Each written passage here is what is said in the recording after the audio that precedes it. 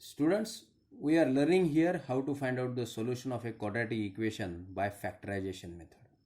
Here is the first example, 1p square plus 11p plus 24 is equal to 0. To solve this equation, first of all we have to find out the product of a and c.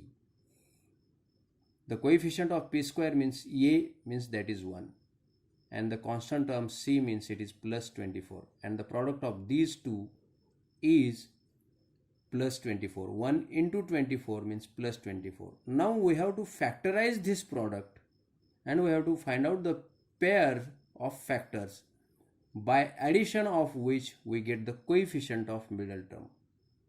Because the product is positive.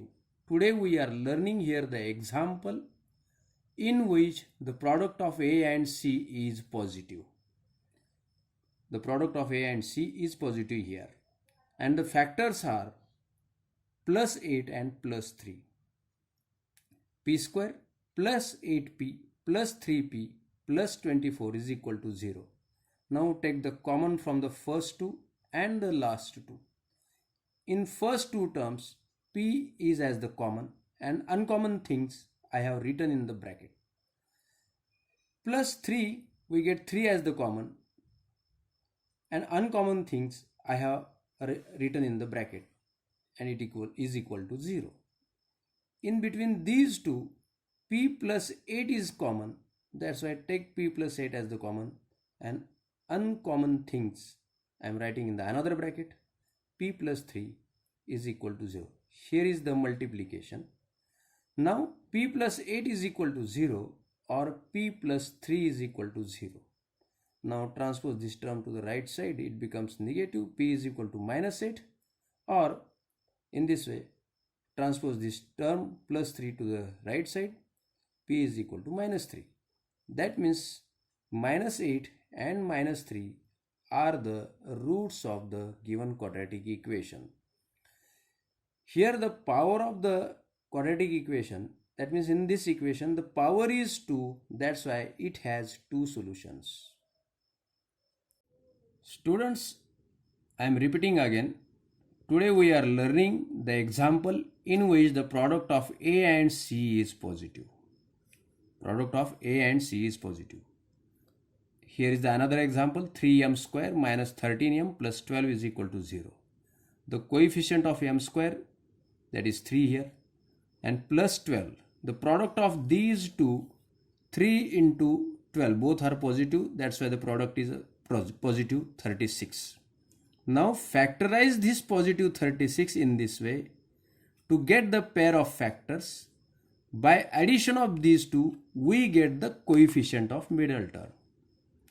By addition of these two, if we factorize this, minus 9 and minus 4. If we add these, we get minus 13. Now 3m square.